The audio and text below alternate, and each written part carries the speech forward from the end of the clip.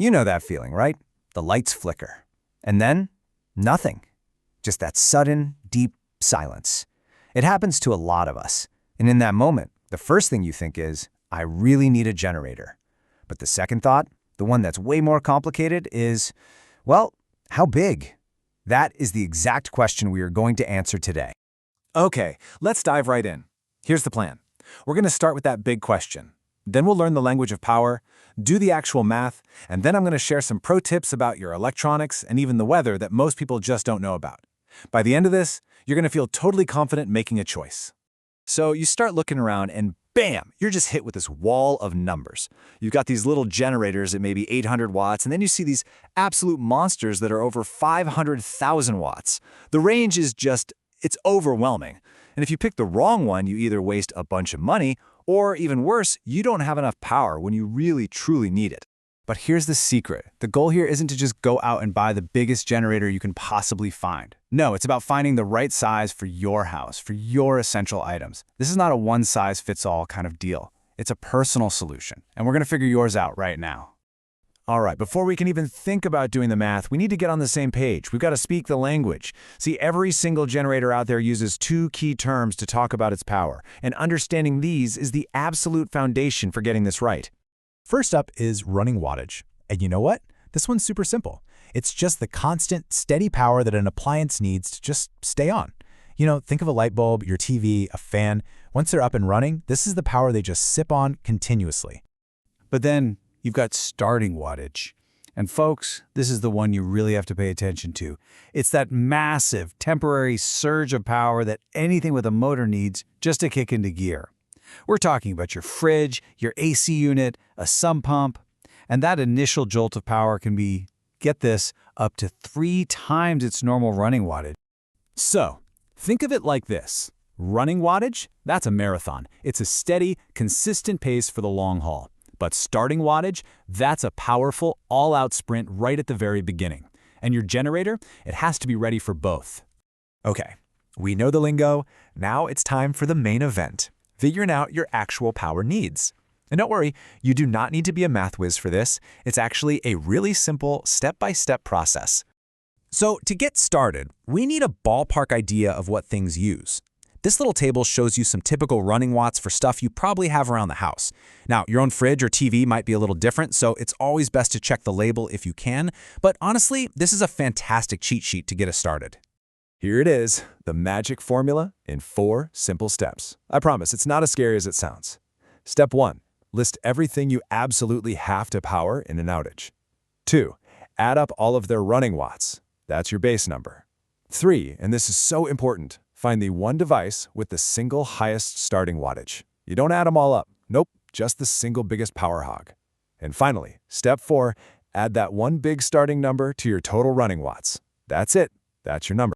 Let's make this real with a quick example. Let's say you need your TV, a fan, and the microwave. Okay, add up their running watts. You get 1,440. Now, out of those 3, the microwave is the big one. It needs an extra 1,000 watts just to start up. So you add that 1,000 to your 1,440 base load, and you need a generator that can handle at least 2,440 watts. See? Simple as that. Okay, so we've got our number. But wait, there's a little more to the story. In our homes today, it's not just about how much power you have, it's also about the quality of that power.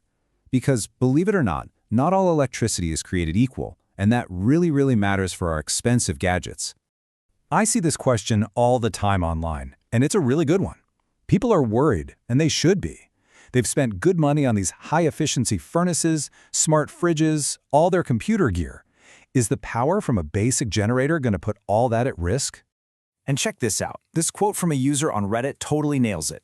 They bring up something called total harmonic distortion, or THD. The easiest way to think about it is like a smoothness rating for your electricity. The power from your wall is super smooth, and as this person points out, inverter generators produce power that's very similar. So here's the bottom line. The little power brick for your laptop, it's built to handle some rough power. But the delicate little computer board inside your modern furnace or fridge? Not so much. It expects clean, stable power. And that's exactly what an inverter generator provides, making it a much safer bet for today's electronics. All right, you've done the math, you're thinking about your electronics, you're feeling pretty good. But hold on, I'm about to share a pro tip that most people completely miss. This is all about how your actual environment, where you live, can change how your generator performs. Okay, check this out, because this is genuinely fascinating. This graph comes from a technical study, and what it shows is that your generator's power output isn't some fixed number. On a blazing hot summer day, right when you need that AC the most, the engine is actually producing less power than on a cool day. That's right, the heat actually robs your generator of power. And it's not just the heat either. The power rating you see printed on the box, that's almost always measured at sea level. If you live up high in the mountains, the air is thinner. And thinner air means less oxygen for the engine, which means, you got it, less power. The exact same generator will give you less juice in Denver than it will in Miami. Phew! Okay, we have covered a lot of ground, right? From simple math to the physics of hot air. So let's boil all of this down to a super simple checklist you can use to choose the right generator with total confidence. So here's everything you need to remember all in one place. First, calculate. Do the math we talked about. Second, consider. Do you need that clean power from an inverter for your sensitive gear?